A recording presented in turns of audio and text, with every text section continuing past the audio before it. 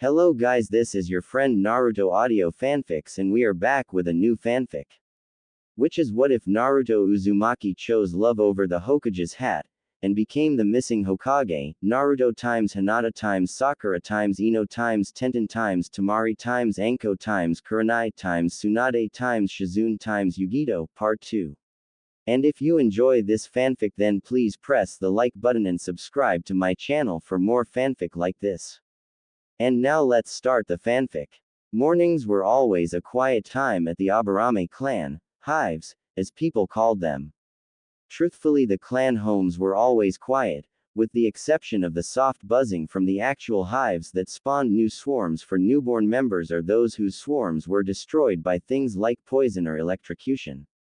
But in the home of the clan head things seemed tense, and while outsiders wouldn't be able to tell the difference in Shibi's usually stoic demeanor, but Sun could almost as soon as he sat for breakfast.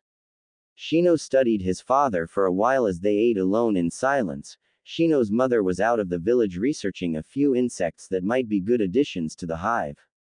"Father, is something bothering you?" Shino asked quietly. Shibi sighed lightly. "Son, what do you know about Uzumaki Naruto? What is your relationship with him?" A bit confused by the question, Shino answered, "I consider him an ally, and a friend. We don't spend much time together, and he has always been a bit strange, but he has been gaining strength at a surprising rate for having been the last of our class. He is a good person as I have heard. One of my teammates used to get into trouble pulling pranks with him, and the other is attracted to him. Why do you ask? I trust you know the details of his most recent mission." Shino nodded. Uchiha Sasuke attempted to defect to Otogakure with the help of Oto Nin. They were stopped by Naruto, Kiba, a few of my other former classmates, and a few ninja from Suna. Hinata was crushed when she heard Naruto was in critical condition and she was unable to visit him at the time. Yes, I am pleased you know the truth. Several in the village were spreading rumors that he was kidnapped. But, due to certain events during that mission, those of the civilian council are convinced that Uzumaki has become a threat, and, against the judgment of the majority of the clan heads as well as myself, they saw fit to sentence him to be banished in 1 week's time. I see no logic in that, Shino said in his usual monotone. As little time as I have spent personally with him, it is glaringly obvious that he would do nothing to bring harm to the village. In truth, he would die to keep it safe. As true as that may be, there are certain circumstances that prevent people from seeing that. The civilians on the council fear him because of these circumstances, and that is not likely to change. Father, these circumstances, does it have to do with the strange chakra he used against Neji in the Chunin exams? What sort of strange chakra? Shino shook his head. I am not sure, but my insects didn't like it. It seemed almost inhuman. Shibi raised his brow. His son had gotten close to the truth. I am sorry, but I am not allowed to speak of it, so you will have to ask Naruto-san himself for the answer.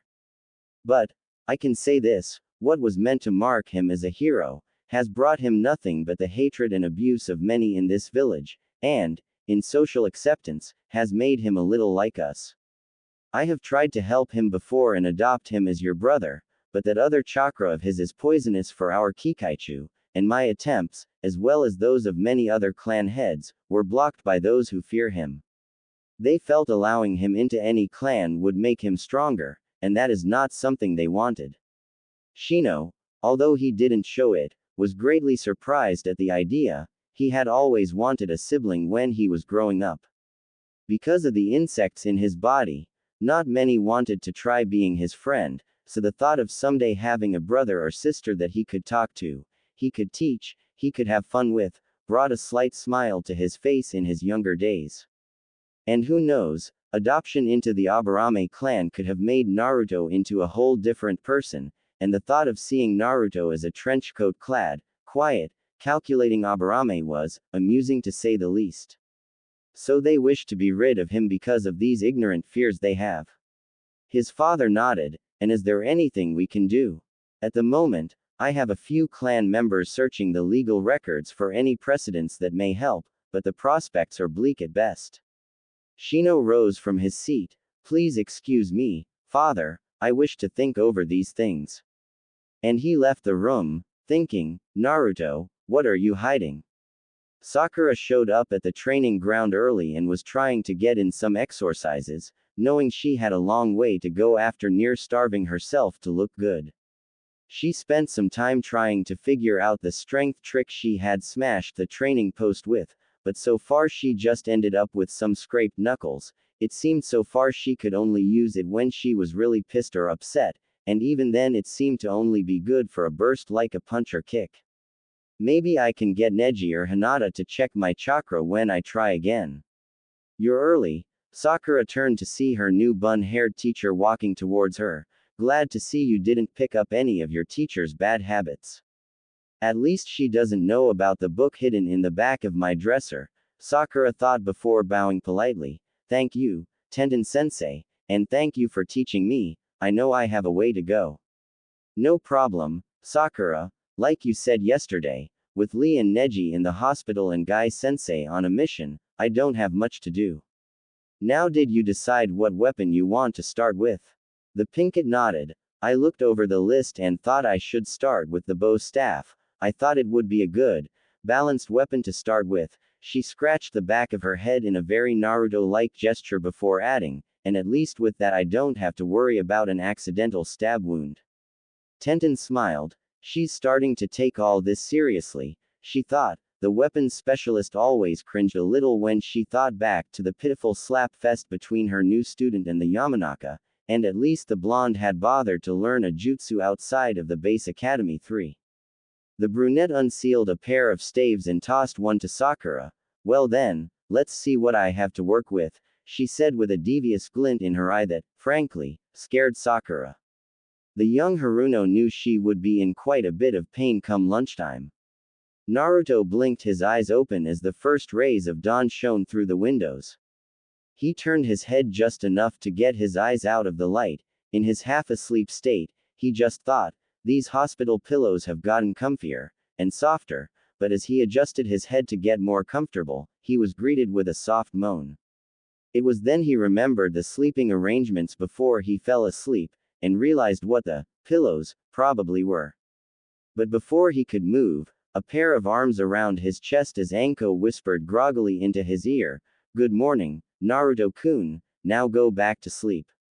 He tried to get free, but was held down. You're not going anywhere, except back to sleep. Come on, Anko-chan, I know I can't leave the hospital, but can't I just go for a walk? If I stay here in bed for days I'll go crazy. Anko propped herself on an elbow and looked at the boy. At this point she didn't feel like arguing, and she understood how hard it would be to stay still for him. She ran through a few hand signs and summoned a pair of vipers, each about 3 feet long. One was a light orange with gray-blue stripes, the other with the reversed colors. The mainly orange one spoke first. You called, mistress. The other wasn't so nice. Why the hell are you calling USSS at this ungodly hour, mistress?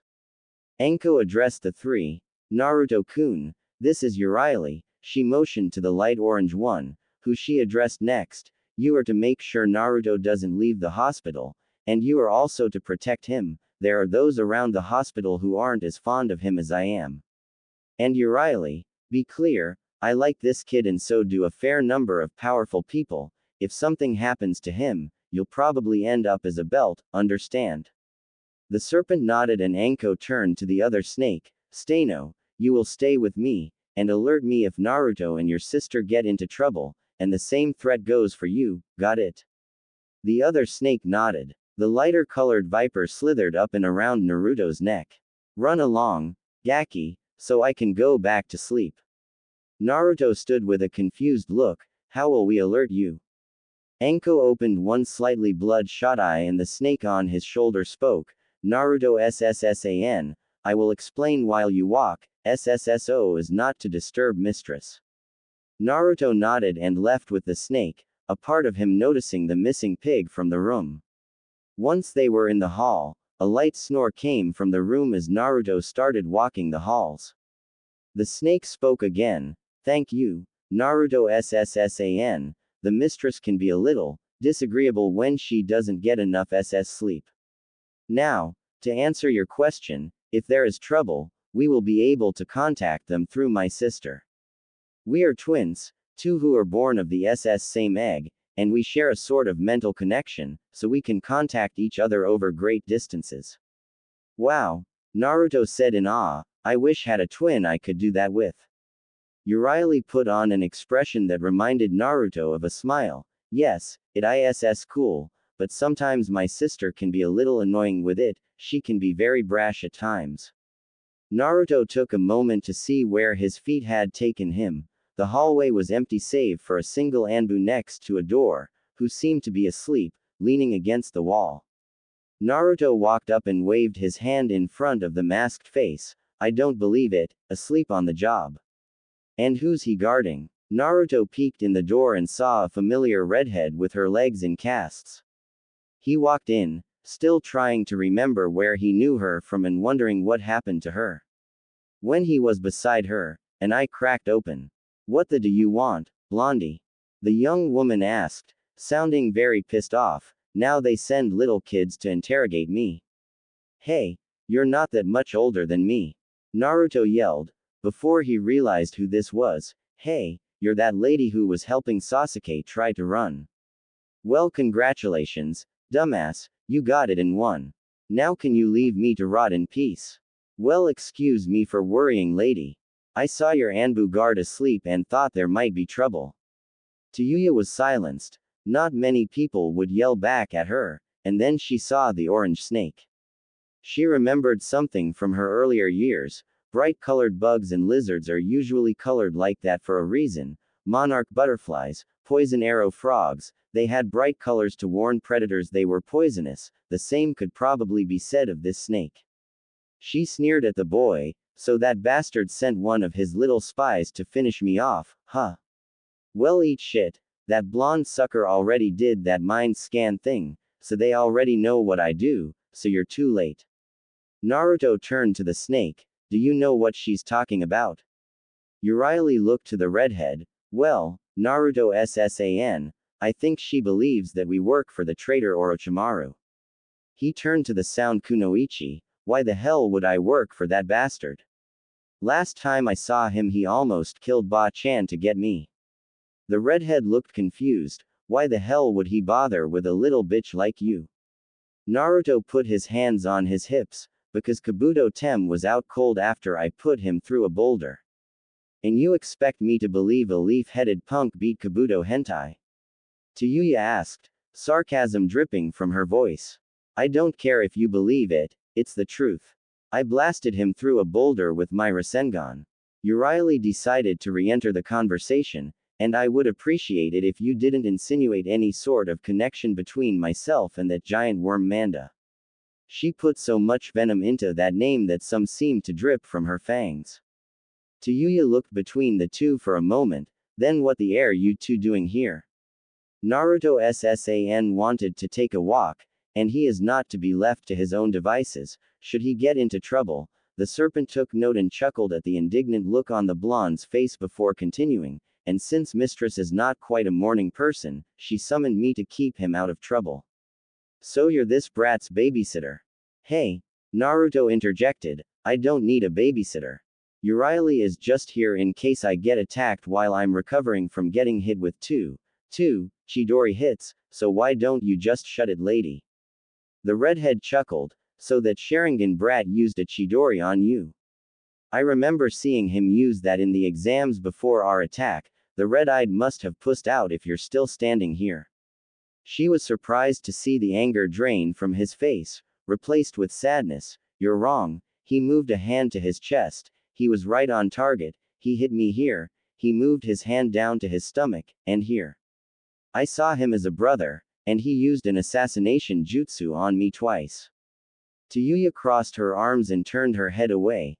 There seemed to be something in this kid's expression that she couldn't stand to look directly at. Che, we're ninja, kid, we mark it in deceit and death, so get used to it and grow a pair, or give it up. What? You spoiled leaf brats think it's all glory and taking down the bad guy, becoming a hero. Naruto chuckled a little, and what the hell is so funny, nut? Of all things to describe my life, spoiled definitely isn't one of them.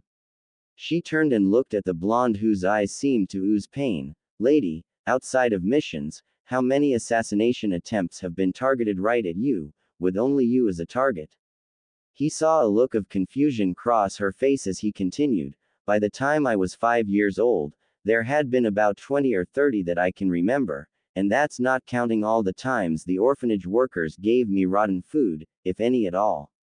When I was 5, I was forced out of the orphanage, and by the time I was 10 there had been a total of around 90 to 100 outright tries to kill me.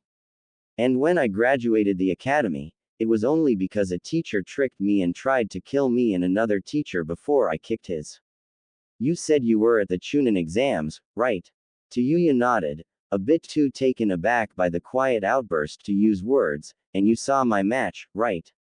She nodded again. That guy the first fought was supposed to be the greatest prodigy of his generation, the top of his class, and I, the guy with the lowest passing grades of my class, beat him with just my shadow clone jutsu. After that I fought and beat Gaara of the Sand, even after he let out that damn tanuki.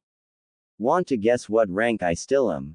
The redhead's eyes widened when tears started to fall from Naruto's. I helped to defeat Gato and his thugs in the Land of Waves. I saved the Princess of Snow. I helped the Wasabi clan get back in control of their land. I helped save Takigakure from that jerk Suion, and most in this village still act like I should be thanking them for letting me live this long. Let me tell you, I am a lot of things, but spoiled isn't one of them. For one of the few times in her life, Tuyuya actually felt bad for someone else, for someone who, by all rights, should be her enemy, and it didn't help that, of the Sound Four, she was probably the only one to have anything resembling morals or a conscience. If all that crap is true, then why in the air you still here? If you can beat the Uchiha bastard, and he managed to get out, then just bolt on out of here. A small smile came across Naruto's face. You know, you're the second person to ask me that since yesterday, and you'll get the same answer. I stay for the same reason I am a ninja, so I can protect those I care about and those who are precious to me, and to someday become the Hokage. Tuyuya looked the kid over, seeking any sign of deception.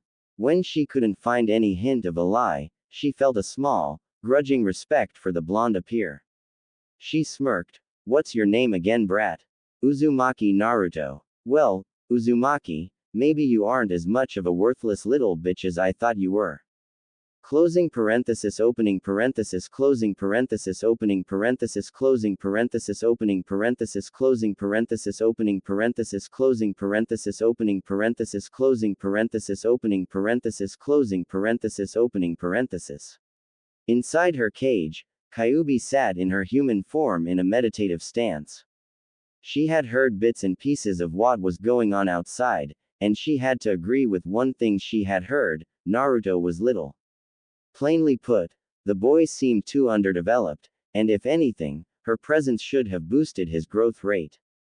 Even with the years of malnutrition, he should have been one of the taller and more muscular kids in his class. Kyuubi slowly reached a tendril of her chakra out of the cage and through the halls of her host's mind, slowly feeling its way around and inspecting for anything out of the ordinary.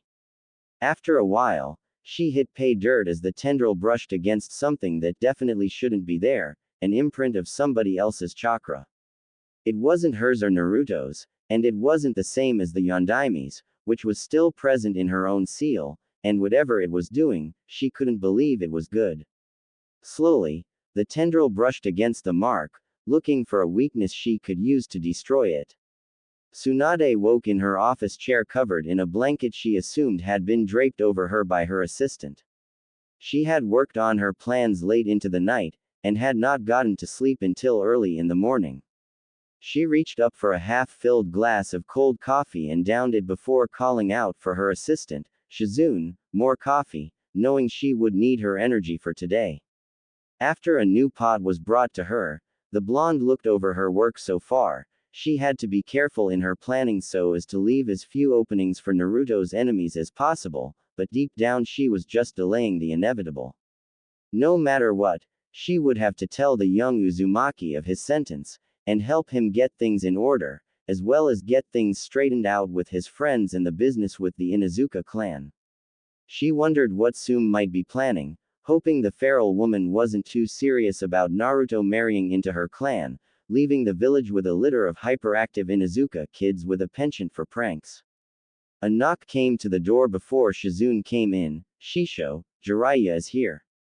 Tsunade downed another cup of coffee before answering, all right, send him in. The white-haired Sanin came in with a grin. I knew you couldn't resist my charms forever, Haim, but wasn't an Anbu retrieval a bit much? Shut it, pervert, I'm not in the mood to deal with your crap right now. First off, in their infinite stupidity, the council majority has decided that Naruto is beginning to pose a threat to them, so they held a vote for his execution. What? The Toad Sage roared, his Hari Jizo accidentally activating and firing a few needles at the wall behind him. But Danzo changed it to banishment until he can prove he is no threat. And the fact that it was Danzo who suggested banishment means he's planning something for Naruto that he wouldn't be willing to try when he's here in the village. Well, screw that, Jiraiya growled, I'm going with him, and Danzo's little punks aren't gonna get through me. You're not going anywhere, Tsunade said as she handed him a stack of papers. Jiraiya read through them for a moment, his eyes widening every few pages. And what makes you so sure I'm going to go along with this? I denied the job once, so why should I take it now?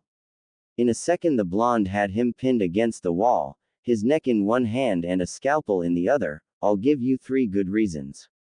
First, because it's best for Naruto. Second, because you're better at all this hand in the shadows, cloak and dagger bullshit than I am. And finally because, if you don't, I will finish what I started years ago and remove your other testicle. Is that good enough? The Toad Sage, who was sweating profusely at this point, nodded, good. She released him and he fell to his feet, shielding the threatened treasure he had left as the Godime continued, look on the bright side, it's only temporary, and you can make trouble for whoever goes after you. Her expression turned solemn, now we have to go tell him about all this, and it would be a good idea to have you there too. And the two left for the hospital, both knowing they were about to crush a young boy's world. Closing parenthesis opening parenthesis closing parenthesis opening parenthesis closing parenthesis opening parenthesis closing parenthesis opening parenthesis closing parenthesis opening parenthesis closing parenthesis opening parenthesis closing parenthesis opening parenthesis. In one corner of the village of Konoha, there stood a house, and in that house lived Hasegawa Daisuke and his wife Machiko. Daisuke was a simple carpenter and his wife was a homemaker, or at least that was what everyone thought. In reality, they were what the couple called watchers, to everyone else they were a sort of spy. The two of them weren't big infiltration, file stealing, cloak and dagger spies, they were simply paid to keep an eye on the village and report about the goings-on within the village, and since the two of them were never ninja, it wasn't against any type of peace treaty. At the moment, the couple was working on their report on the recent events surrounding the last Uchiha, a few clan heirs, and one Uzumaki Naruto.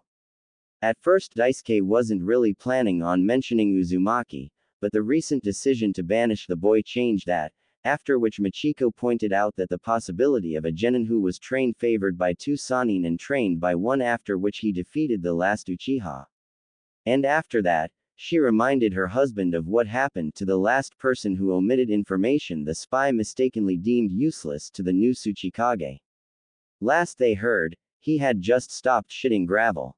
With the threat in mind, they included all they could find about the young outcast blonde, before putting it in the hidden storage blood seal on a messenger hawk's back before the bird flew off. Closing parenthesis opening parenthesis closing parenthesis opening parenthesis closing parenthesis opening parenthesis closing parenthesis opening parenthesis closing parenthesis opening parenthesis closing parenthesis opening parenthesis closing parenthesis opening parenthesis. 2/3 of the legendary 3 walked into the room that should hold their young charge, to find only a sleeping Anko Mitarashi. A tick mark appearing on her head, Tsunade walked towards the dreaming Jonin and landed a good thump on her head. Just as Anko was about to start yelling, she noticed who it was she was about to threaten with death, a pissed-off-looking Tsunade. Anko, the medic said with a strained voice, is there any part of, keep an eye on Naruto, that you don't understand? The snake Jonin chuckled nervously. Relax, Tsunade, I'm tracking him. She looked to her side at the snake who had just woke and lifted its head. Stano, where is your sister and Naruto? The viper was silent for a few seconds before replying. Sister and the blonde are 2 floors up and 20 feet to the west. Uraili says Naruto is talking to a kunoichi with red hair and broken legs. Anko turned to her boss. See, the brat's just making friends with someone. Tsunade seethed for a moment. Anko, he's talking to the captured Oto Nin, the curse-marked one.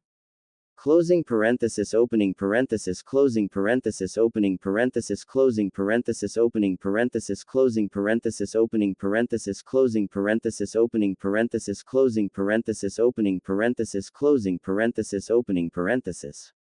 Naruto rubbed an ache on the back of his head as he continued talking with his new acquaintance. She was a little rough, and difficult to get used to, but to Yuya, as she had introduced herself, wasn't so bad. And once you managed to filter out her cursing, she was nice for conversation.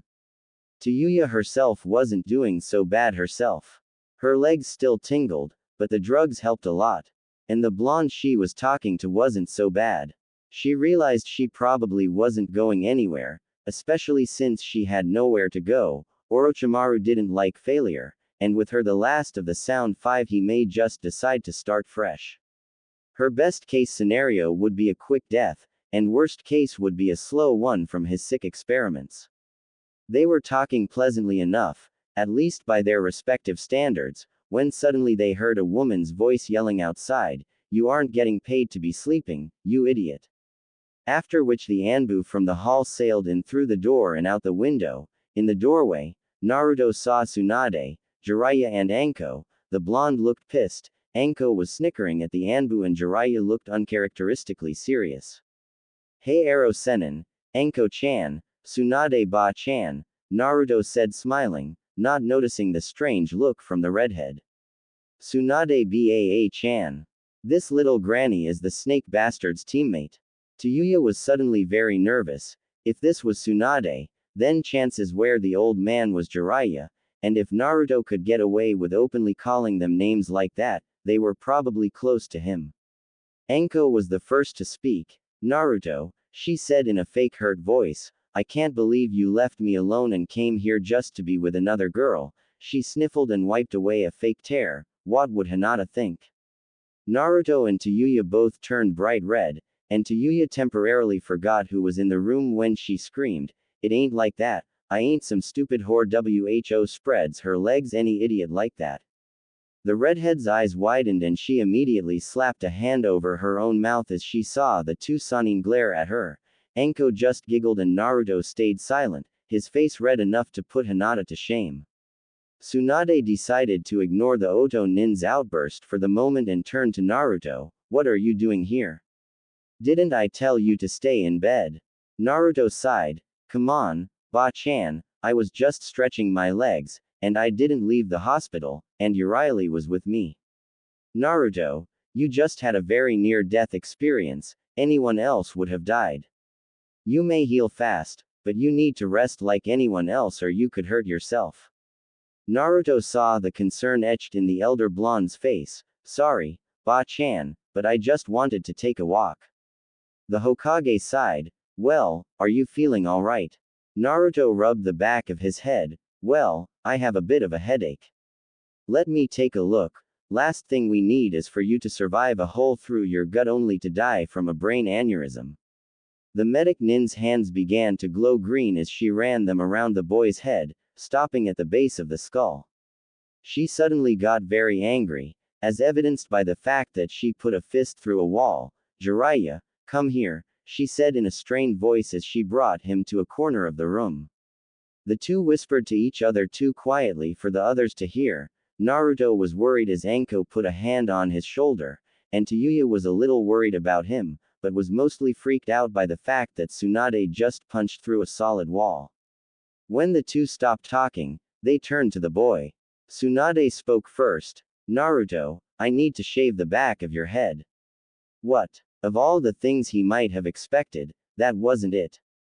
The Hokage looked to him with pleading eyes. Just trust me, Naruto, I can stimulate growth and have your hair back to normal in a shortly, but this is important. The younger blonde looked at her for a moment before sitting in a chair. Make it quick please. Tsunade formed a chakra scalpel and shaved a strip on the back of Naruto's head, and Anko gasped at what she saw. Jiraiya stepped behind him, spending a little time inspecting his scalp before turning to his old teammate. You're right, it's angled a little low, so it is possible. Naruto was getting a little worried. What's going on back there? Tsunade ignored him for the moment. Jiraiya, can you remove it? Of course, Haim, it won't be pleasant, and with it. Her. What? Tsunade sighed. Her, not it, I'll explain later, continue. Jiraiya was quiet for a second. Right, anyway, her interference is what revealed it and seems to be weakening it. I can remove it easy, but it won't be painless. Anko finally spoke herself. Is that what I think it is? She asked, a little fear and anger evident in her voice. Would someone please just tell me what the hell is going on here? Naruto yelled, getting everyone's attention. Tayuya for on, chuckled, I must be rubbing off on the kid a little. The chuckle got Tsunade's attention. Naruto, maybe we should talk back in your room. Naruto crossed his arms. I am not moving until you tell me what is going on. I don't care what Tayuya hears. Tsunade sighed and pulled up her own chair to sit in front of him. Naruto, in the Anbu level prison, there is a special seal used on the prisoners, a restriction seal that is normally linked to the aggression centers of the brain. This is done to lessen aggressive behavior in violent criminals. However, she continues, anger dripping from her voice, it seems someone saw fit at some point earlier in your life to place that seal on you, but instead of linking it to that section of your brain, they, either by blind stupid luck or precise aim, linked it to restrict your pituitary gland, retarding puberty's effects in your physical growth, probably to make you weak. We may have never noticed it if not for the fact that she seems to have found it and is trying to break it herself. The pervert should be able to remove it, but it will hurt. What kind of sick bastard puts a seal like that on a kid? Tayuya exclaimed, her curse seal may not be pleasant, but at least it had benefits. Jiraiya shook his head, unfortunately, that list is way too long. Tayuya looked at the young Uzumaki. Seals, assassination attempts, rank sabotage, what the did you do to piss people off? He didn't do anything, Anko hissed, which was echoed by her summoned snakes. This village is just full of idiots who see a kunai instead of a scroll. Anyway, Jiraiya said, diverting the conversation, a certain someone knocked the seal loose, so it should be quick and easy to remove, it'll just hurt like hell. I can do it now, if you're ready. Naruto thought for a moment and nodded. Jiraiya took out a bottle of ink and began to scribble on the back of his head. After a minute, Naruto dropped to the ground, clutching his head in pain. After a couple minutes he lay on the ground motionless. After a moment, Tayuya broke the silence. Is he alive? Yeah, he'll be out for a few minutes, the Toad Sage replied as Tsunade picked Naruto up and placed him in a chair, placing glowing hands on the back of his head. I had to use a counterseal method and let them cancel each other out, since I couldn't cut it off without killing him. Sealing this seal would be useless, and it isn't the type of seal that can just be released. I guess it's a good thing the fox bitch found the damn thing, huh? Tayuya saw the others in the room look at her with surprise. What? I ain't stupid, the snake bastard said the fox was sealed in someone, the brat has had a shit life, and please, she found it, her interference, and the kunai not the scroll, bit, you old ain't very good at keeping secrets. While Jiraiya was holding Tsunade back, as she tried to get to Yuya for the age insult, Anko dismissed her summons and looked to the redhead. Before you open you big mouth again, there is a law in place that, under pain of death, prevents you from talking about it to those who don't already know. Who the hell am I gonna tell anyways? The redhead asked. I'm a prisoner, and I certainly am not walking out of here. Anko glared a little at the captured kunoichi, but was cut off by Tsunade. Anko, take Naruto back to his room. Jiraiya, go with her and make sure the seal is completely gone. What? No faith in my seal skills, Heim. The pervert shrank under the blonde woman's glare. Just go. Jiraiya disappeared out the door after Naruto and Anko. Alone with the prisoner, Tsunade spoke. What did he say to you before we got here? She asked in a tone that promised pain if she was lied to. Tayuya gulped, fearing the wrong answer would have her buried in a coffin, dead or alive. When he got here, I saw the snake and thought the snake bastard got another spy past your shitty security. I insulted him and he got all pissy about the Uchiha trying to kill him. Her expression fell. Then I said something I sorta regret now, and it ain't often I regret my words. She saw a questioning look on the older woman's face and elaborated, I called him spoiled. I've spent most of my life on the streets, and Odo wasn't exactly a five-star resort. When I was a kid I always thought of the five shinobi nations as these great and powerful rich groups of pompous, spoiled, tight-assed, selfish ninja assholes. Now in comes this brat from what is supposed to be the greatest shinobi nation, who's been through shit that makes Odo look almost like a loving daycare, just had a teammate try to kill him, and the whole time had a seal on him to keep him as some undeveloped midget, and you know why he was here. He was worried for someone else because the Anbu was asleep on the job. If half the shit he implied was true, it's a wonder he can feel any emotion for himself, let alone someone who is supposed to be his enemy. The female Hokage sighed, yeah, that seems to be a pattern. He fights someone and later they somehow end up his friends. He even tried fighting me when we first met. Tayuya looked at her like she was crazy. Yeah, he egged me into a fight. I won, but a week later he saved my when we fought Orochimaru. The blonde smirked. Believe it or not, that little idiot has also fought Orochimaru too, and he lived. Tayuya's eyes couldn't get any wider. That little bastard either has balls of steel or rocks for brains. Tsunade chuckled. I think it's just a little of each, but he can be pretty clever when he can focus. The medic turned serious again. I have a question for you, and I will have honest answers, understand? Tayuya nodded vigorously. Good, what would you do if you got out of here? If I know, I can't go back to Odo. I'm the last of the team and the snake bastard would probably want to just start over, and would probably use me for those up experiments of his. You'd be doing me a favor just killing me now.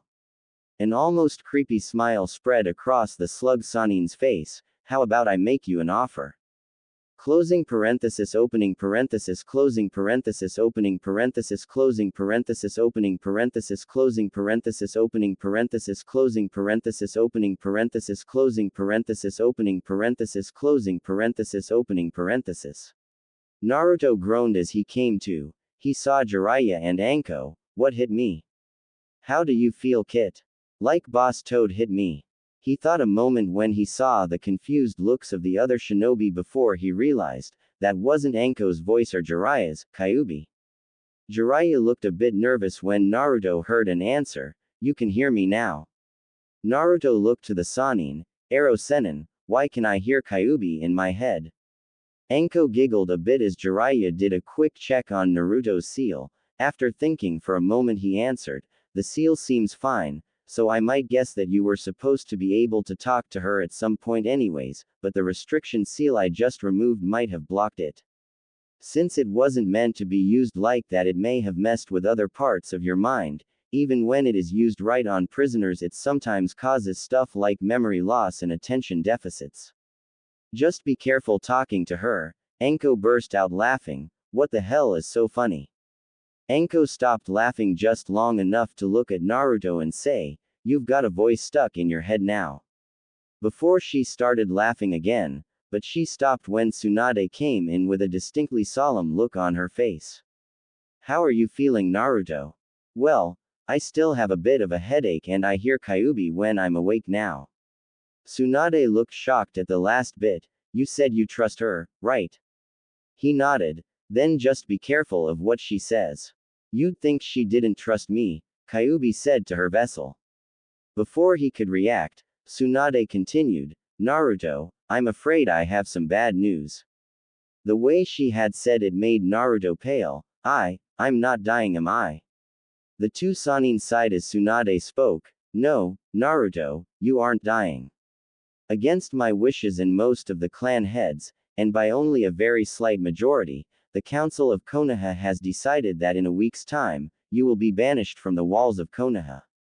All was silent in the room for a few moments as Naruto wore a blank expression. As tears formed in his eyes, it was actually Anko who reacted first. What? What the hell are those fossils thinking? They are actually using Kyuubi as an excuse. They think since Naruto used her power that he is losing control and he should be banished until he can prove to them that he won't be a threat. The snake Jonin was fuming. They'll never accept that he won't be a threat. The only reason he would be allowed back into the village is so they can dance on his grave. Originally they were moving to execute him, and we barely avoided that. She pulled Naruto into a hug that, for a second, made Jiraiya green with envy, until the youth began sobbing into the medic's chest. Naruto, I'm sorry about this. She pulled the boy up and looked him in the eye. Naruto, do you trust me? Slowly he nodded. Then I need to tell you that I'm working on something to help you. I can't tell you what at the moment, but I will not just throw you out into the cold. Is there anyone outside of the village that you know you can trust, who you know will take you in? Naruto sniffled and thought for a moment before answering. Yeah, I know I can trust Tazuna and his family in Wave and Koyuki, and I should be able to trust the Wasabi clan as well. Alright, you have a week to get things in order, and I have a week to get things ready. When you do have to leave, I want you to head towards Wave, understand? Why Ba-chan? Because Wave is closest. Other than that, I just need you to trust me, okay? Before she could continue, there was a knock on the door. Anko moved to open it, and when she did, there was an indefinable orange blur and a distinct cry of, "Boss," before Naruto was nearly knocked out of his hospital bed. There, with her arms around Naruto's waist and her tearful eyes buried in his chest, was a young pig-tailed girl crying, "You can't leave us, boss, you just can't."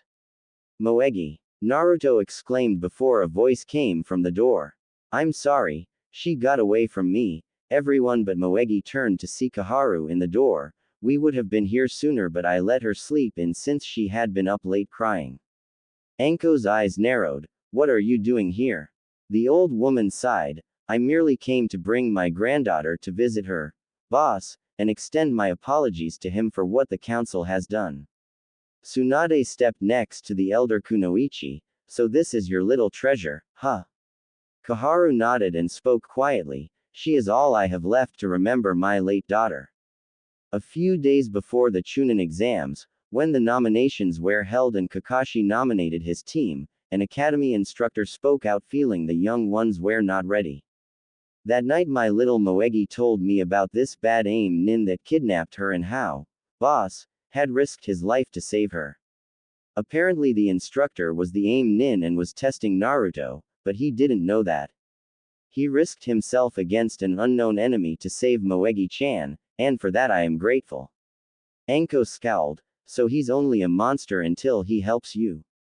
So what is he now, a guard dog?" Anko growled. "I wonder what your little treasure would think if she knew what you're responsible for when it comes to her boss." Anko-chan. The women turned to Naruto, who seemed to be in the middle of a conversation and was staring intently at Anko, and shook his head before turning to Tsunade. "Ba-chan, am I going to be able to leave today?" Tsunade nodded. "Yes, and Sum wanted you to come by this afternoon. She said she has something to give you." Naruto turned to his younger friend. "Moegi, do you still have your key?" The girl nodded. "Then would you mind running to my place and getting me some new clothes? My old ones are a little torn up from my mission. We can talk more after that." Moegi sniffled and nodded before heading out the door. "I'll be right back, boss, gam gam." After he was sure the young girl was gone, Naruto turned to the snake Jonin. "Anko-chan, don't say anything like that to Moegi. I don't want her to lose a grandmother over me." All of the elder four were surprised as Jiraiya spoke. "Naruto, you could hear them." The young blonde nodded and looked to Koharu. "I'm not doing this for you, but if Moegi found out, it would just make things harder for her." And you had better be there for her. Koharu nodded and smiled. I don't see how I could have thought he was a demon at all. Tsunade stepped up to Naruto. While that's very noble of you, Naruto, she made a few hand signs as her hands began to glow and placed them over his ears. I'm wondering how you were able to hear us though. Maybe that seal arrow Senin was talking about screwed with my hearing. Koharu blinked. What seal? Tsunade turned to her elder Kunoichi. Someone put a prison-level restriction seal on Naruto, only it was restricting his pituitary gland. I don't suppose you would know anything about that, would you, Elder Koharu? The elder shook her head. I didn't have anything to do with it if that's what you're asking. If I had to guess, it would be either my former teammate Homura or one of the civilian council who gave the order. Those on the shinobi half of the council either support the boy or are not powerful enough to think they can get away with it, and Danzo sees him as a weapon, so weakening a weapons of his own wouldn't fit his personality. I suppose not, Tsunade admitted.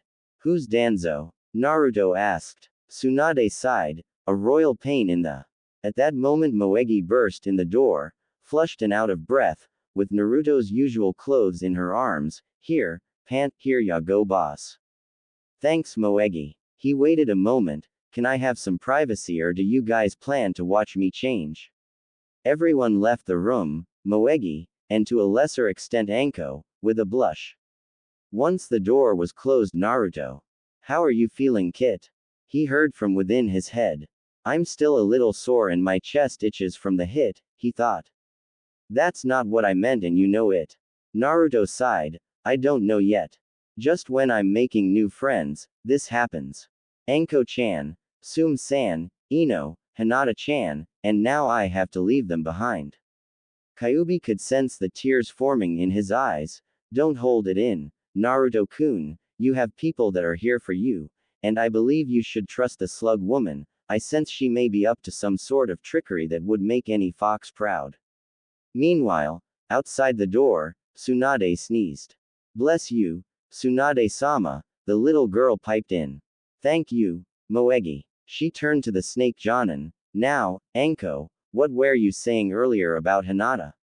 Closing parenthesis opening parenthesis closing parenthesis opening parenthesis closing parenthesis opening parenthesis closing parenthesis opening parenthesis closing parenthesis opening parenthesis closing parenthesis opening parenthesis closing parenthesis opening parenthesis closing parenthesis opening parenthesis. Inuzuka Hana was a little confused. She woke up this morning to her mother telling her that she was giving it to someone. From her studies as heiress of the clan, it hadn't been given to someone in decades, since her great-grandfather's time. And if that wasn't strange enough, it was going to one Uzumaki Naruto, someone who was not even as old as her brother Kiba.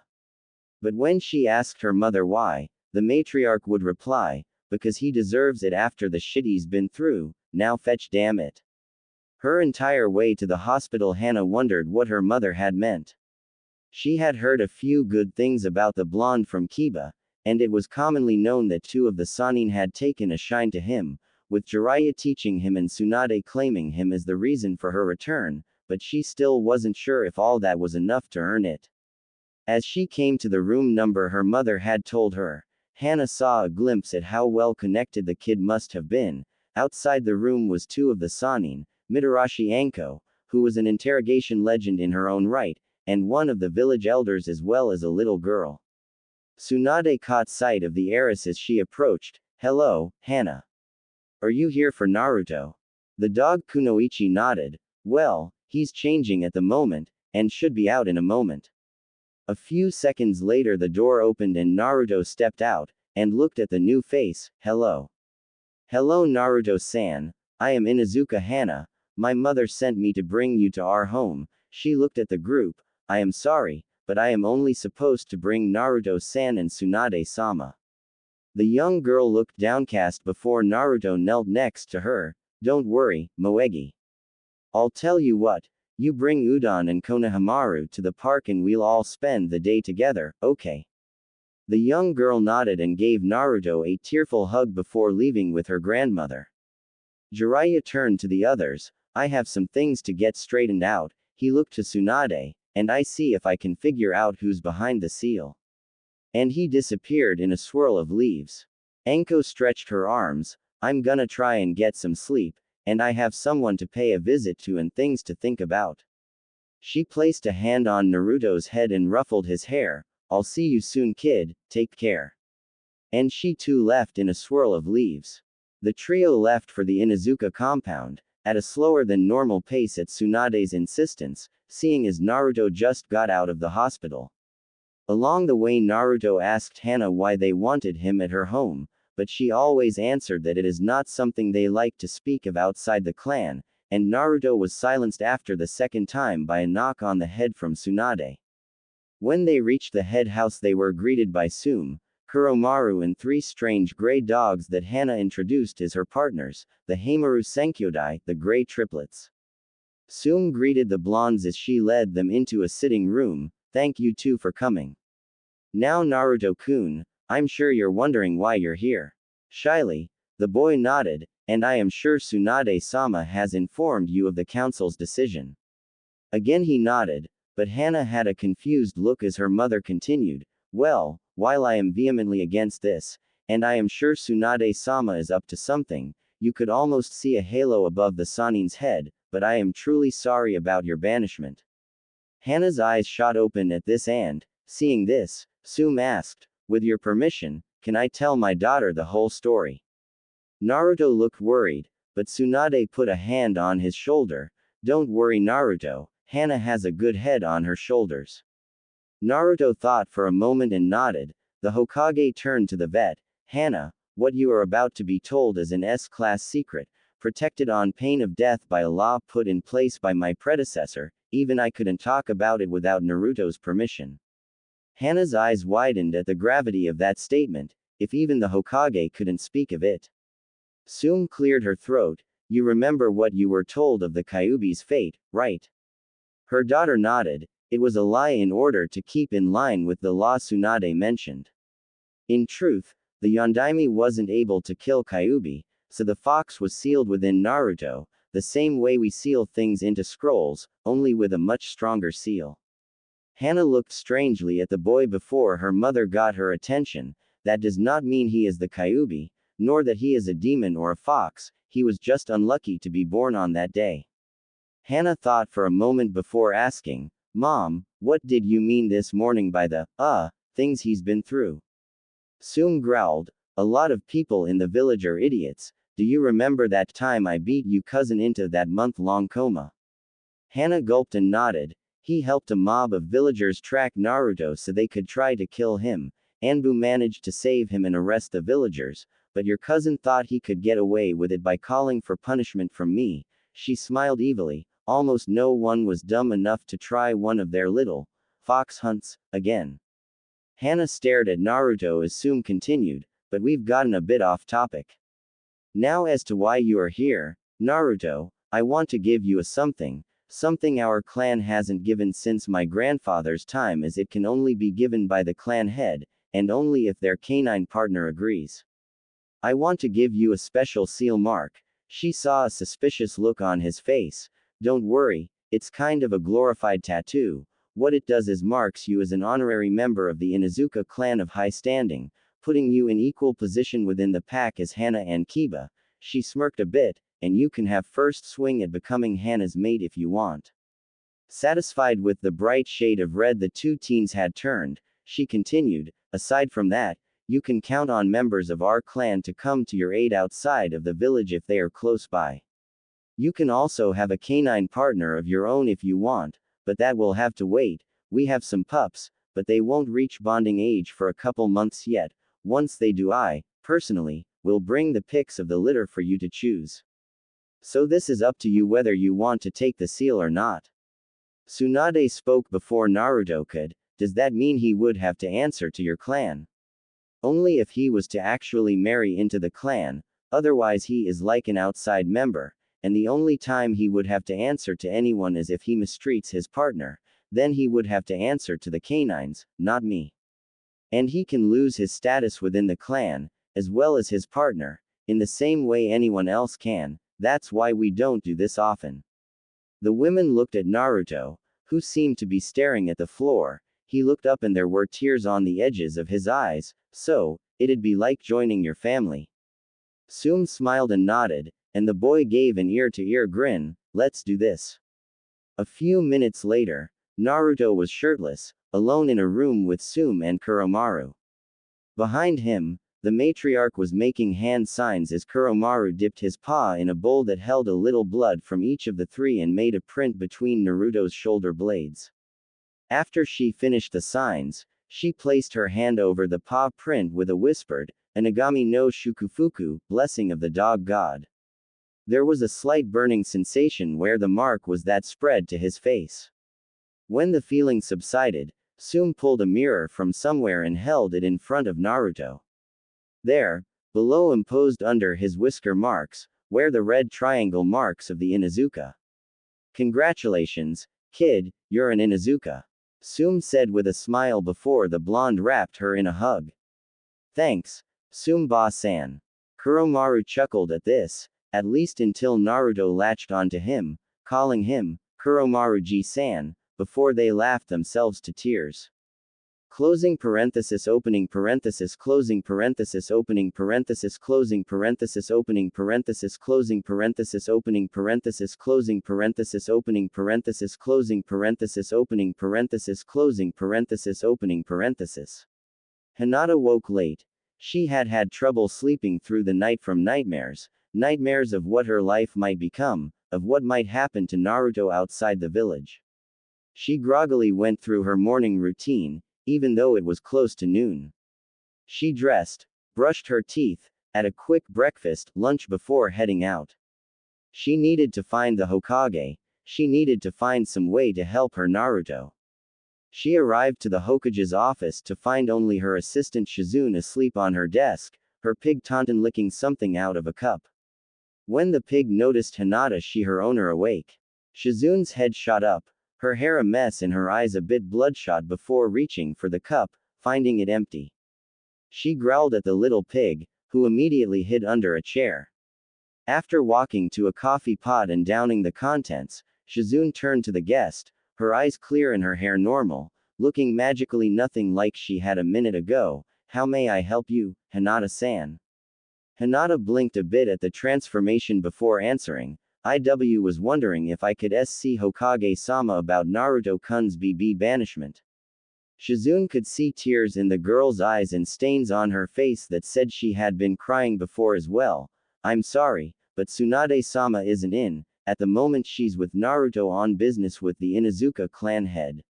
Hinata nodded with a quick thank you and left. Shizune watched the girl leave thinking, "I wonder if Tsunade-sama would mind a few changes to the plan." A pair of figures moved quietly through the forest of Konoha as they stalked their prey. They kept their senses open, searching for their targets. Then one of them tripped on a twig, crashing noisily into a tree. "SSHH," the other one said quietly, "Keep it down, Udon." "Sorry, Konohamaru," the other said with a sniffle as they heard a stick snap and they rushed towards the sound. The two continued away, not noticing the two pairs of eyes watching them leave. "Boss, can you teach me that clone jutsu?" the black-eyed girl asked. Naruto stepped out of the bushes. "I don't think you're old enough." "Ooh," Moegi whined, "please." Naruto smiled and shook his head. He had spent the afternoon and evening after becoming an Inuzuka member learning about the clan history and some of the rules. Sum had even pulled him aside to tell him about the courting rituals and reiterated that he has all rights to lay claim to Hana. After dinner, he spent most of the evening with the puppies in the kennel after Tsunade had left, claiming she had work to do still. This morning he had met up with the Konohamaru Corps in the park as he had promised and immediately tackled by all three of the crying kids, Udon's nose running more than usual. After calming the kids down, they started to play to get their minds off of things, starting off with simple games like tag. Now they were not just playing, they were testing one another. Naruto had set up a game in which they were supposed to try and capture each other in a trap. They had split into teams and went in opposite directions for a few minutes before starting. Naruto patted the girl on the head. "Sorry, but you don't have enough chakra for it, and you could get hurt trying. Now we have to get our trap set. He finished with a mischievous grin that Moegi mirrored. They moved away from the path that the boys had taken to find a good place to set a trap. As they came to a small clearing, they found it was occupied. In the center of the clearing, sitting at an easel, was a pale-skinned girl with light brown hair painting. Naruto was about to approach the stranger, but he heard a growl in the back of his head. "Kid, be careful," Kyuubi yelled. "I sense there's something wrong here." "What do you mean?" Naruto asked as the young woman looked to him with a slightly glazed look in her eyes. I think I sense a demon in her, but it's not sealed like I am. I think it might be some sort of parasite." Naruto tensed. "What do we do?" Suddenly he locked eyes with the girl as he felt a surge of power from Kyuubi as well as a strange intruding feeling from the girl as everything around him faded. Naruto's vision cleared and he was no longer in the forest. Wherever he was, the walls and floor pulsed with life. It reminded him of the weird toad stomach jutsu Jiraiya used once. "Kyuubi, where am I? That girl attempted to catch you in a genjutsu. I followed the feel of her chakra and sent you into her mind. This is like when you visit my cage, only in her mind. Why? Whatever possesses her seems impeded by something, so if you can find it, we might be able to do away with it." "Well, what the heck am I looking for?" "Hello." He heard a voice behind him. It was the painter girl. "Who are you? Where are we?" She sounded a bit scared. Naruto slowly approached her. "My name's Naruto, and I guess we are in your head. I think you have been possessed by a demon and I want to help get rid of it, miss." The girl looked a bit wary. "I'm Yakumo, and what do you mean, possessed?" Naruto struggled a bit with an explanation. "Well, I sort of have something that can sometimes sense demons, it seems, and when you tried to use your genjutsu on me I backtracked your chakra somehow and ended up here. If we can just find it, I'll be out of here." "Who said you'll be leaving alive?" a voice said from nowhere. A figure seemed to sprout from the wall. It was dressed like Yakumo and had the same hair, but the rest of it was grotesque, with a huge horn on each side of its head, gray skin, big gangly fangs and heavily bagged eyes. Yakumo stumbled back. What is that thing?" "Oh, Yakumo, I'm hurt. I've been with you since you were born and you don't even know me," the creature growled in fake hurt. "Great. Just great, Abaku." Kyuubi sighed in Naruto's head. Forgetting about thought, Naruto spoke out loud. "What the hell's Abaku and how do I beat it?" The demon narrowed its eyes. "I don't know how you know me or how you got here." A kunai appeared in its hand. "But it's almost time for me to take this body fully and completely, and no one will stop me. Her parents couldn't, the red-eyed bitch couldn't, and some stupid child certainly won't. Kit, tackle it," Kyuubi yelled, and before Naruto could question her, "Now." The Baku had already started towards Yakumo, so when Naruto grabbed onto the demon he was also knocked into the girl and all three faded from Yakumo's mind. When the Baku's vision cleared, the two humans were in front of it, the boy staring defiantly as the girl's eyes were filled with fear. In a second it could tell they weren't in the girl's mind any longer. "How noble of you, but I'll just take your body instead, brat." Naruto smirked. No you won't." "And why is that?" Instead of saying anything, the blonde just widened his grin and pointed behind the demon, who turned to see a very, very large cage door in the darkness behind it. Deep in the shadows, a giant pair of eyes opened, red, slit pupil eyes. The Baku stumbled back as red chakra seeped from the cage. What the hell? The red energy wrapped around the demon and dragged it to the bars as a voice in the cage roared, "You trespass into my territory and dare to threaten my host." The Baku was quickly dragged to the cage, screaming and begging for mercy. Once it was pulled into the shadows, there were a few sickening crunches followed by a loud swallow. A few seconds later, Kyuubi stepped to the bars in her human form with a disgusted look as she scraped at her tongue with her fingernails. "I hope you realize you owe me for that, Missy," the red-haired woman said before spitting. "That was horrible." Now Yakumo was caught between fear and confusion. What's going on? Naruto turned to her and smiled, now taking notice of the floor that was almost dry and the wolf statues in the corners of the room, were in my mind now I guess, and Hornhead won't bother you again. That was a Baku, Kyuubi explained. Normally they're mostly harmless, incorporeal and just eat the dreams of humans, but every so often you get one that's not satisfied with that. This one seemed to have been attached to you for years, eating away at your mind until there would be so little of you left that it could have taken over and gained a physical form, and a few more months, maybe a year, and it would have succeeded. You should be fine after a while, but I would suggest a visit to a temple in the future to help the recovery. That thing was actually in me. The Kurama heiress stammered, and who are you? Kyuubi sighed, rubbing the bridge of her nose. You two should get back soon. I'm not exactly sure how time is moving in the physical world at the moment. Just cancel your genjutsu. But, Yakumo started before she was silenced by the woman, who suddenly had 9 elegant tails swaying behind her. I am sealed here and I do no harm to my host, unlike the Baku, the redhead growled, and that is all you need to know. Now cancel your genjutsu or I'll force you out. The teenage girl gulped and quickly formed a tiger seal, and soon the tunnel and cage faded around her. Boss. Naruto shook his head. Huh? What happened? Boss. He looked down to Moegi. Are you okay? You spaced out for a moment there. He looked to the other person in the clearing. Yakumo's eyes seemed clearer now and were focused on him. Yeah, Moegi, I'm fine. He said as the now demon-free girl stood and moved towards him. She quickly wrapped him in a close embrace, whispering, thank you, over and over again. Yakumo herself felt a bit overwhelmed. Upon her return she suddenly felt lighter, like a great weight had been lifted from both her body and soul. Her mind seemed clearer and the world seemed a little brighter. Her eyes were still on her new hero as she moved to hug him, thanking him for helping her. Their moment, however, was cut short when a few Anbu and medics leapt into the clearing. Naruto moved into a defensive stance, but Yakumo stopped him. It's fine, they're here for me. She faced the masked ninja. I'll come quietly and return to the manor, just let me collect my things. The Anbu were a little off guard, but allowed it. After she gathered her supplies, she went to Naruto and gave him one last hug and a peck on the cheek. Thanks again, my hero. And soon she and the Anbu were gone.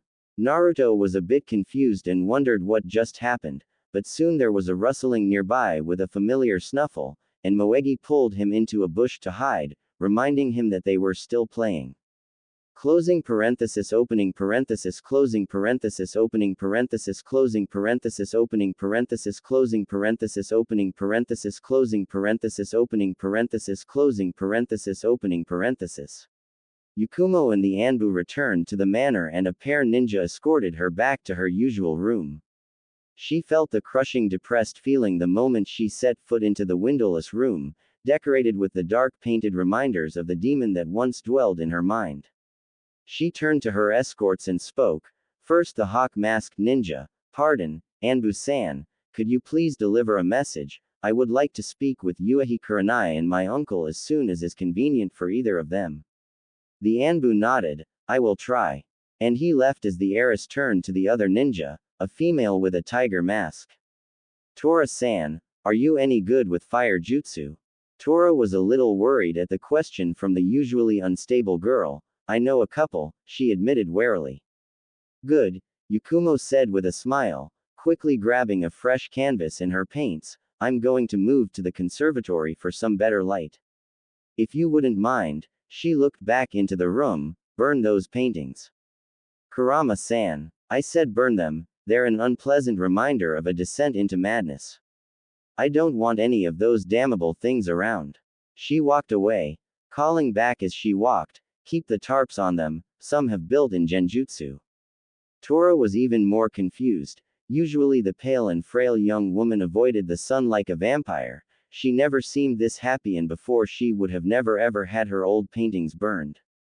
The Anbu Kunoichi shook her head and made a clone to handle the paintings. She sure as hell didn't want to be personally caught in one of that girl's illusions. Closing parenthesis opening parenthesis closing parenthesis opening parenthesis closing parenthesis opening parenthesis closing parenthesis opening parenthesis closing parenthesis opening parenthesis closing parenthesis opening parenthesis. In Iwagakure, behind a large desk, a woman of reasonably good looks sat bored out of her mind. She was a rather short woman, only about 4'7", with soft brown hair braided to her shoulder blades, and with lightly tanned skin and earthy red eyes. Chuyu, the Tsuchikage of almost 2 years, sat at her desk leafing through the intelligence reports. I swear, I beat up on one idiot, and suddenly everyone feels the need to report on every little thing. She sighed to no one in particular. True, the idiot in question has walked funny ever since, and still jumps at the word rock slide, but he deserved it, she told herself. About now she had gotten to the Konoha report. Uchiha tried to run to the snake, assisted by unknown sound ninja, one captured, others killed, yada yada yada, clan heirs injured. Uchiha was only fined and put on probation. Konoha's getting way too lenient, even for the last of a clan. Chuyu turned to the next page and, with one look at the enclosed picture, something within her awoke. After years buried in the darkest recesses of her mind, where she had hoped it would stay for the rest of her life, it roared to the forefront with a deafening squee. Minato-kun. The second the thought crossed her mind, she instinctively slammed her head into her desk. She had spent her Chunin and Jonin years, even during the war, harboring a crush on her own enemy, the legendary Yellow Flash. She had been devastated at the news of his death. During the war she had dreamt of him almost every night, hoping he would invade whatever camp she was stationed at, take her prisoner and, after tying her up and returning to his village, taking her in. The woman shook those thoughts from her mind, she had to focus. She looked back to the picture. With a second glance, she saw the boy really did look like the fourth Hokage. His hair was a bit brighter, but if not for the whisker marks, he would almost be a clone. Wait, whisker marks. She looked over the boy's info, born October 10th, the day of the Kyuubi attack. No clear evidence of Jinchuriki status, but the watchers constantly overhear him called a demon, and mention of Sandame's law. Sarutobi was a bit too soft-hearted, thinking a law would shut people up.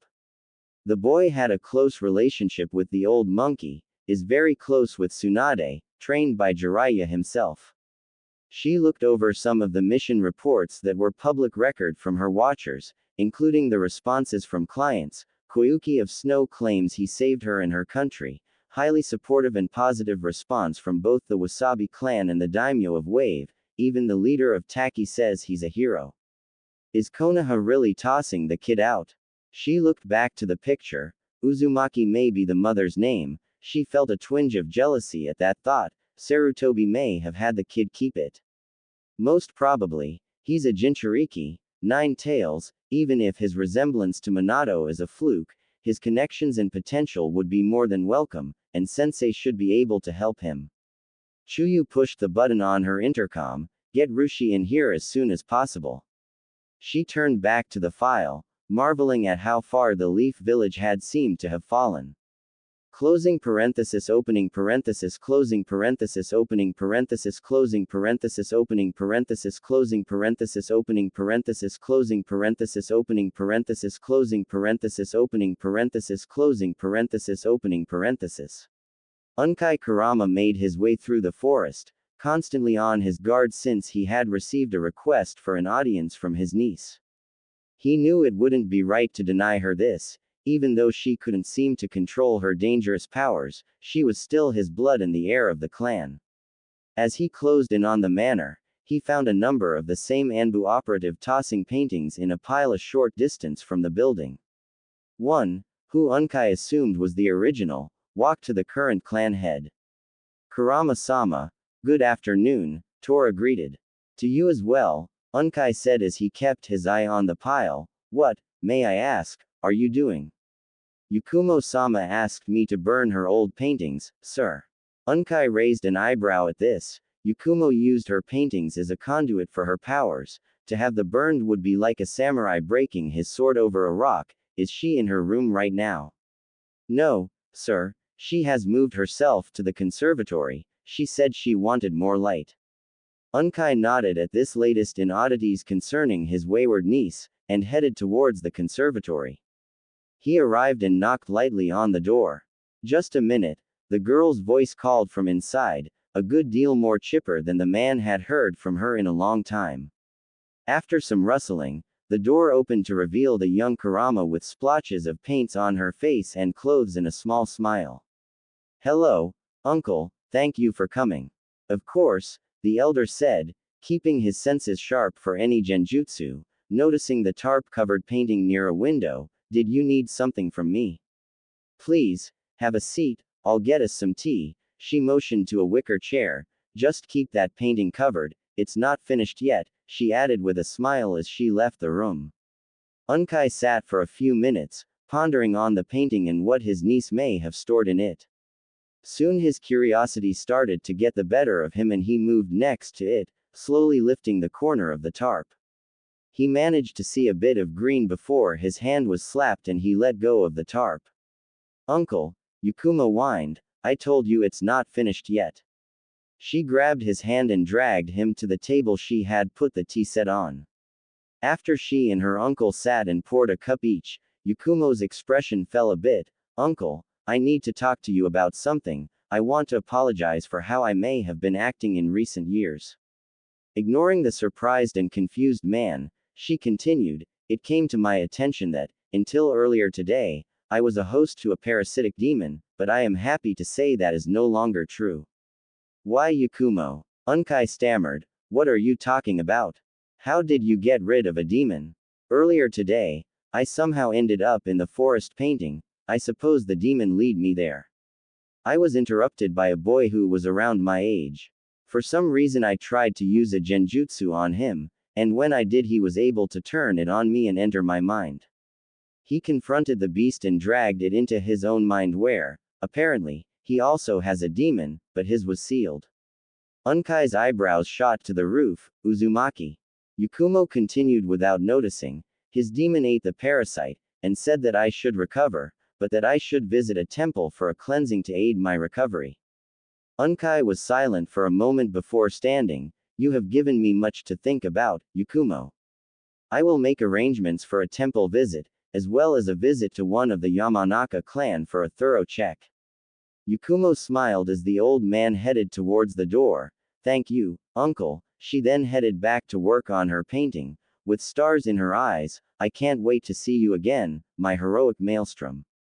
Closing parenthesis opening parenthesis closing parenthesis opening parenthesis closing parenthesis opening parenthesis closing parenthesis opening parenthesis closing parenthesis opening parenthesis closing parenthesis opening parenthesis closing parenthesis opening parenthesis. And cut. A director yelled, take 5 people. Koyuki Kazuhana went to her room to reapply her makeup before the next scene, very happy how well her latest project was going.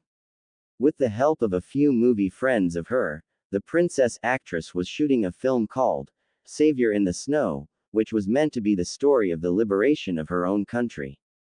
True, she had taken a few liberties in the writing process, such as names, places, and maybe adding the romantic end between the hero and the princess, but once the script was finished, she had producers slipping in their own drool over the chance at this flick.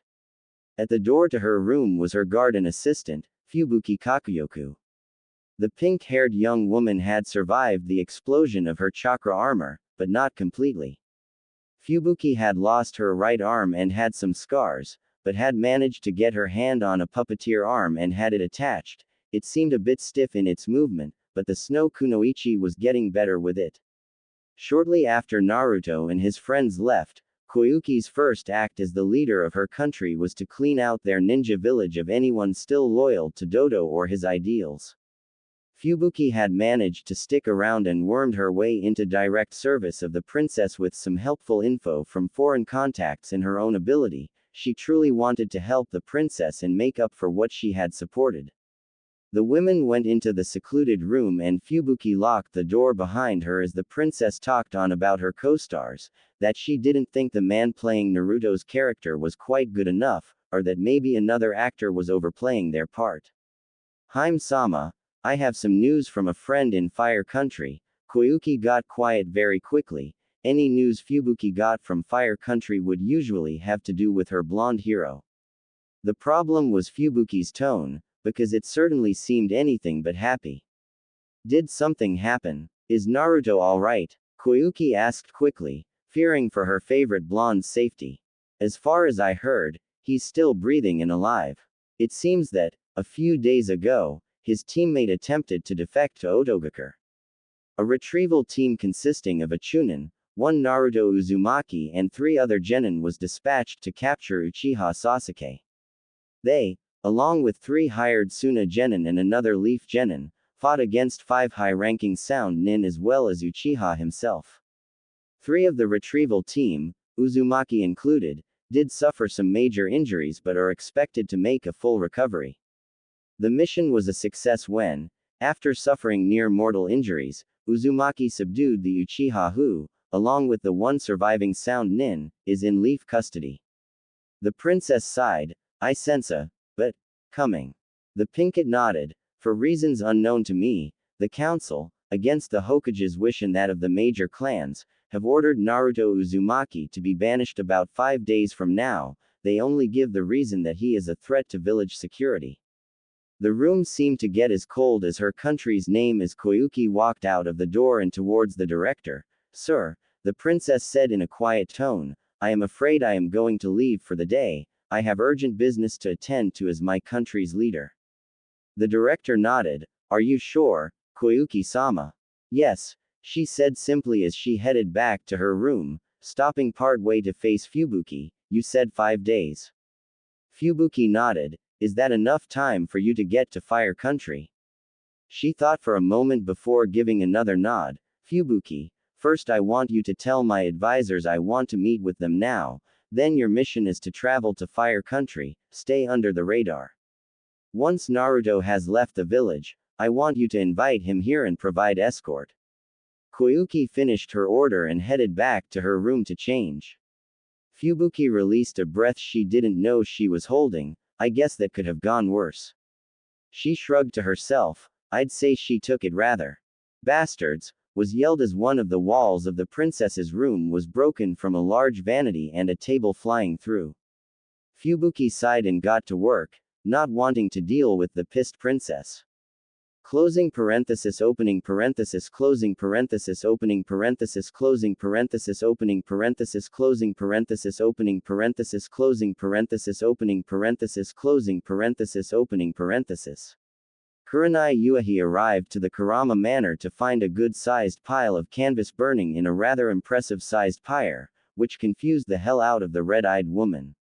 First she hears that her former student, who before held a deep grudge against her, requested a friendly meeting, then she sees the girl's various works going up in flames at the artist's order. Kurenai came to the conservatory that the tiger Anbu had said the girl was in to find it empty. She moved to the inside of the room and towards a painting that seemed almost finished.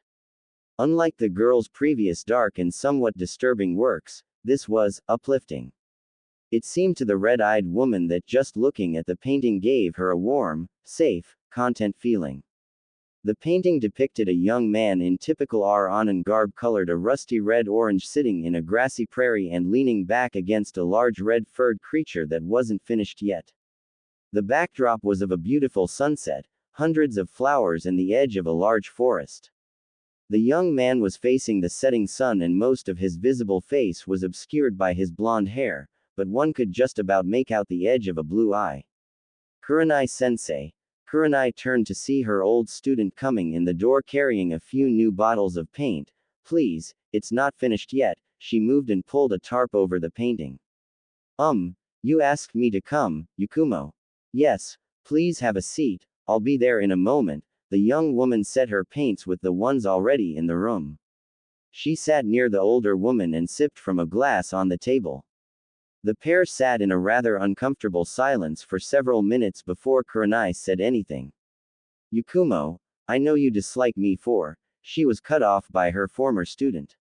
I know, sensei. She sipped her tea again. It was not your fault. you simply didn't have all the information. What do you mean? Kurenai asked, confused. I don't know what sort of seal you used, but it was in no way meant for what I had. She took another drink. It wasn't meant to hold a demon. She waited a moment for that to sink in. What do you mean demon? From what I was told, it was a Baku and it was within me for years, slowly trying to destroy my mind and take my body for itself, so it would have a physical form. It said you weren't able to stop it. The young girl began to tear up a bit. It said that my parents tried to stop it. I guess they found out about it somehow and it used me to kill them. Kurenai put an arm around the weeping girl to comfort her. After a bit, she spoke to her former apprentice, Yakumo, we need to see the Hokage. She could find Jiraiya and he can seal the demon properly. No, he can't sensei, she sniffled, it's gone now. I met someone else earlier who had a demon within him, but his demon was more friendly, I guess. She ate the Baku and said I should recover after a while. Kurenai thought back to the painting. No way, it can't be. Yakumo, who was it you met? Yakumo blushed enough to partially answer the question. I don't know his surname, but he said he was Naruto. Kurenai almost slapped her forehead. Of course, is it just my students he does this to? Kurenai-sensei, I asked you to come because I wanted to ask if, after my recovery, I could start studying as a ninja again. She said with hope in her eyes. Kurenai smiled and nodded. I'd be happy to teach you. Closing parenthesis opening parenthesis closing parenthesis opening parenthesis closing parenthesis opening parenthesis closing parenthesis opening parenthesis closing parenthesis opening parenthesis closing parenthesis opening parenthesis closing parenthesis opening parenthesis. Sakura limped home for lunch, nursing a number of bruises with her bow staff on her back. Her first couple sessions with Tenten had been painful but productive. While her physical strength, speed and stamina left quite a bit to be desired, she got the forms and katas quickly, and she had been given a few of Tenten's old training weights, although thankfully, they were nowhere near the level of Guy's green-garbed student. She was about home when a call of forehead called her attention to an approaching Ino, who didn't exactly look happy. Hey, Ino, what's up? Ino looked at her incredulously for a moment. Where the hell have you been, Sakura? What happened to you? Oh, Sakura rubbed a bruise, just weapon training. Wah, the blonde shook her head, never mind, listen, why the heck didn't you visit Naruto in the hospital? He risked his life and almost died and you didn't even check on him. He has to give up on his dream because of that mission. Were you just trying to sneak in with Sasuke Tem? And no, Sakura's eyes began to water. I didn't want him to see me. She lied. I don't think I can be around him now. I don't deserve to. That, to her, was the truth. It was my fault, Ino. I made him promise to bring Sasuke back. It's because of me that he almost died and all I've ever really been to him is some mindlessly abusive bitch. He should blame me for getting hurt, but he won't. He'd forgive me, and I just don't deserve that right now. Well, his injuries are the least of his problems right now. The Pinkett blinked. What do you mean? He's getting banished. Closing parenthesis opening parenthesis closing parenthesis opening parenthesis closing parenthesis opening parenthesis closing parenthesis opening parenthesis closing parenthesis opening parenthesis closing parenthesis opening parenthesis closing parenthesis opening parenthesis. An old red-haired ninja drained the last of his sake from its bottle as he climbed the stairs to the office of his leader and former student. While Roshi did find it a bit demeaning having to take order from the same woman who he saw, only a few decades before, almost crap her pants on her first C-rank mission, but he didn't want that sort of responsibility, and it was better to have her working in the office than to have old man Onoki breaking a hip every other day reaching for a pen. Without knocking, he entered the Tsuchikage's office. Hey, brat, what do you need? He asked before ducking a stapler, which then stuck to the wall. Stop calling me that, sensei. Chuyu took a moment, and a couple of deep breaths, to compose herself. I have an important mission for you, she said as she held up a picture. Roshi took a quick look at the picture and smacked his own forehead. Don't tell me you're still nursing wood for a dead man. He then narrowly avoided a flying paperweight. Girls don't nurse wood, you. Chuyu took a few more moments to calm herself. Sensei, this is serious, take a closer look at the picture. The man sighed and did as he was told. It's not him. No, the Tsuchikage said as she opened a file. Meet Uzumaki Naruto, age 13, birthday October 10th, distinguished by 3 whisker marks on each cheek. Signature jutsu is the Taiju Kage Bunshin, which he has been known to make as many as several hundred clones. Roshi raised an eyebrow, but kept silent. Genin, student of Copycat Kakashi, student of the Toad Sage Jiraiya, close friend of the late Hiruzen Sarutobi, surrogate son of Tsunade Senju, has a bridge named in his honor in the Land of Waves for his heroics, is credited as vital for having prevented a coup d'état in Takigakure, known in the Land of Spring as the Night of the Snow, and is known in his home village of Konohagakure as the Demon Brat. Roshi sighed, wishing he still had his sake. So this kid is a Jinchuriki, but I am not abducting someone so well connected. Last thing we need is 2 sanin, 2 villages and 2 whole countries wanting to kick our collective. Did you take a boulder to the head? Chuyu smiled deviously. That's the beautiful part, sensei. Konoha doesn't care because they're banishing him in a few days. Roshi sighed again and shook his head. We must have killed off the smarter side of their gene pool in the war. So what do you want me to do? Just find him once he is out of the village and extend an invitation to join our village. We could probably get away making him a rookie chunin. You could help him with controlling his tenant, and most of our ninja would probably be happy just to stick it to Konoha. His political connections would probably be enough to silence any other naysayers, and who knows what sort of potential he has. The red-haired man stared at his boss for a moment, and this isn't just because he looks like your old crush. The woman blushed a bit and looked away. That might be part of it. She heard her teacher groan. Hey, listen, the kid looks almost just like Minato-ku. Minato did. He was chosen as host for the beast. Jiraiya took him as a student and I'm told the old monkey Sarutobi treated him like family. And, I think that means there's a pretty damn good chance that he could be the son of Minato Namikaze. If it's true and we can find a way to prove it, not only would we gain a valuable ninja, we could shove it in Konoha's face that they gave the boot to the son of their hero. And what about the Sanin? If he's so close to Tsunade and Jiraiya, do you really think they'll be letting this go down? That's their problem. Apparently between the time the old man kicked the bucket and Tsunade got into office, their council got a few things passed through a couple loopholes to fatten their wallets and increase their own power, even at the cost to the village overall. If Jiraiya and Tsunade want to do anything, they'll probably follow him after a bit, and we might just get 1 or 2 of the legendary Sanin added to our village. The loss of the kid will probably affect Konoha's business with a couple countries, but the fact that they lost the backing of the rest of the Sanin would probably cripple them so bad the entire village's infrastructure would probably fall in on itself. She explained. A trickster's smile cracked across her face as she turned and gazed out at the night sky. Closing parenthesis opening parenthesis closing parenthesis opening parenthesis closing parenthesis opening parenthesis closing parenthesis opening parenthesis closing parenthesis opening parenthesis closing parenthesis opening parenthesis closing parenthesis opening parenthesis. The advisory council of the Land of Snow, Spring gathered in their chamber, worried about what could be the cause of the emergency meeting. Many had heard of their ruler's outburst on her movie set and almost pitied whoever had angered her so. The council had been put together shortly after Koyuki took her throne to help care for her country.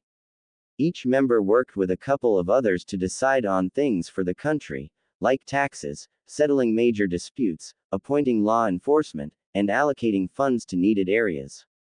Each change had to be passed through the princess and, to prevent problems seen in other countries, it was built into their base constitution that any attempt to pass anything meant to restrict her own power would be met with execution for treason. The princess soon entered in all her regal splendor, wearing an expression that quite clearly said, "Cross me and I will tear out your still beating heart." I thank you all for coming on such short notice. Koyuki said in a strained voice, as some of you may have heard, I am not in a good mood, so I will try to keep this brief. I have just been informed by my assistant, Fubuki Kakuyoku, that Konohagakure will officially banish one of their ninja in 5 days with no real reason given. That shinobi is Naruto Uzumaki. At that several murmured conversations started, as well as a few curses at the Leaf Village, but were quickly silenced when Koyuki drove a fist, loudly, into the table. Shaking the tingling pain from her hand, she continued, yes, the night of the snow, was banished, and now you know why I'm in a bad mood, so don't interrupt me again. Naruto's teammate attempted to defect from their village, Naruto and his team stopped him, and now Naruto is getting banished. I have already dispatched my assistant to safely escort him here, but that's not enough for me, she growled. I want to show those leaf-headed pricks what it means to mistreat our hero, my knight and an honorary member of our land. I'm open to any suggestions that will at least make that village a little less comfortable. The majority of the next hour was spent making decisions just to make the village hidden in the leaves miserable. The recent activation of the former ruler's heat generator had caused some flooding in the few flat areas of the country, but it had also revealed lush and fertile farmland. The country had already possessed several mines in the numerous mountains, the shores had a good fishing industry, and all of them had felt a debt to Koyuki for freeing them from the heavy taxation of her uncle, and through her, Naruto, the hero who had saved the princess and defeated the evil man. Even this soon after it happened, it seemed many children liked it as a bedtime story, no matter the fact the fairy tale from their parents was different from what had really happened. Konoha would know the wrath of the land of snow and spring, and they would know it well. That night Koyuki had retired to her bedchambers, and was lying in her bed with a framed picture. It was a picture of her and a certain bandaged and unconscious boy. Even in her current angered state, the picture, and the memory of Naruto's reaction to it, brought a smile to the princess's face. The boy had helped reveal her father's final gift to her and her country, and granted her the dream she had as a child, to be a princess and an actress. She laid the picture back on her nightstand and looked out at the full moon in her window. Naruto, she thought, I will help you. If they think I will just let you lose your dream after granting me mine, then we will prove them wrong. I will make them pay, I swear it. Closing parenthesis opening parenthesis closing parenthesis opening parenthesis closing parenthesis opening parenthesis closing parenthesis opening parenthesis closing parenthesis opening parenthesis closing parenthesis opening parenthesis closing parenthesis opening parenthesis. Hinata was sitting in her room thinking about her day. Earlier that day, Hinata had gone to visit the village leader only to find the female Sannin had wanted to see her as well. The young girl listened to the plans being made by the blonde woman, all the while the small, devious corner of the Hyuga's mind was snickering darkly at those who had spurned her precious Naruto-kun. Hinata had been told to think over her possible part in the plan.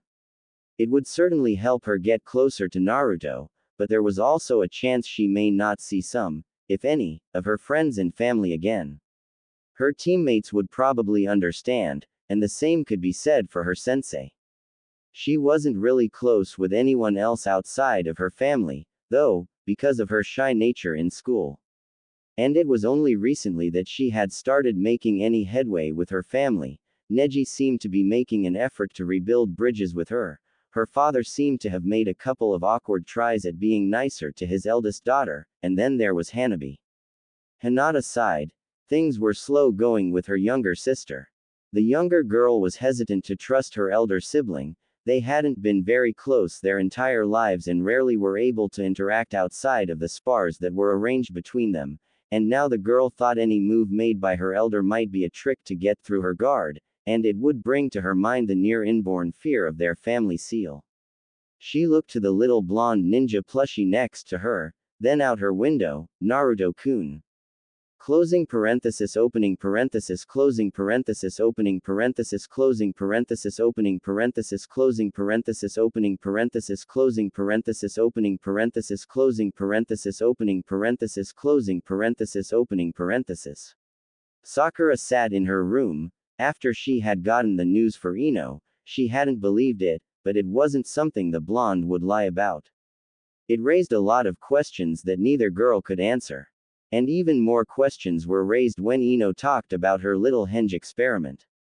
The villager reaction to the false Naruto brought a guilty feeling forth within Sakura, knowing she had been a lot like them before.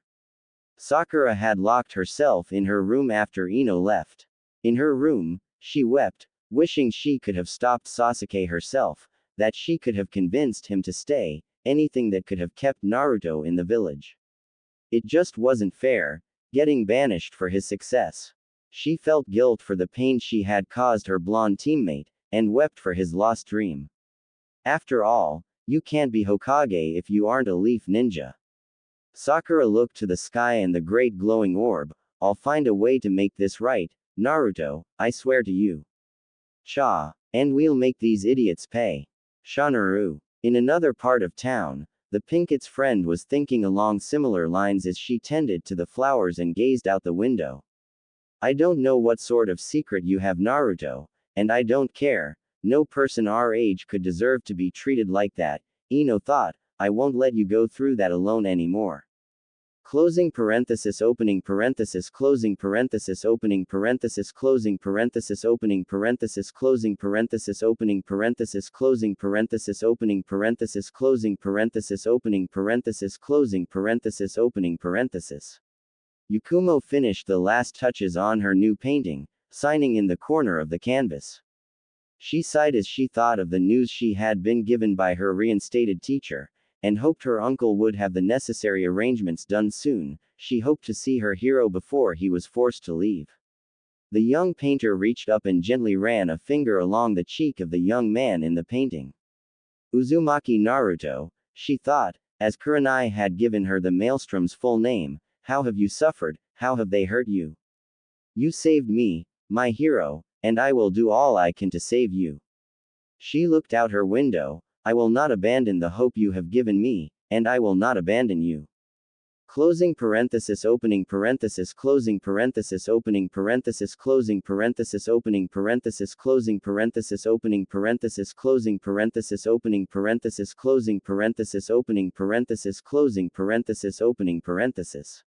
Naruto sat in the warm evening air with the Inuzuka head and her daughter as each of them enjoyed melon slices while they watched some puppies chasing fireflies from the porch.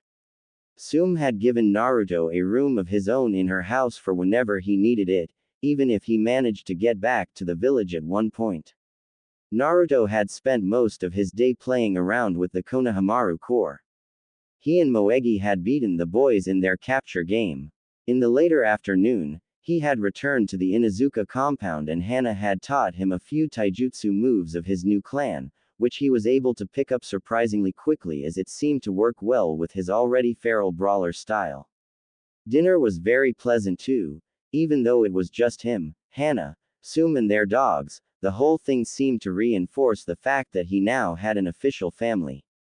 Unlike what one might expect from a major clan, it was a very close dinner. The women and Naruto each eager to talk about each other's day and tell stories of their past, several of which filled the room with laughter, especially the one Hana told about the time Kiba had gotten into his mother's room and dressed in her things to play ninja.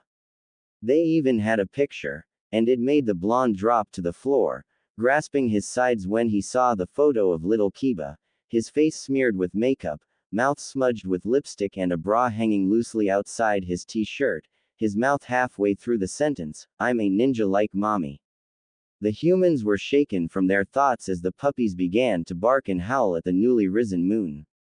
Sum lay back, glancing at her newest pup, wishing she could do more to help him as she turned back to the moon. Whoever's out there, please keep an eye on the poor kid.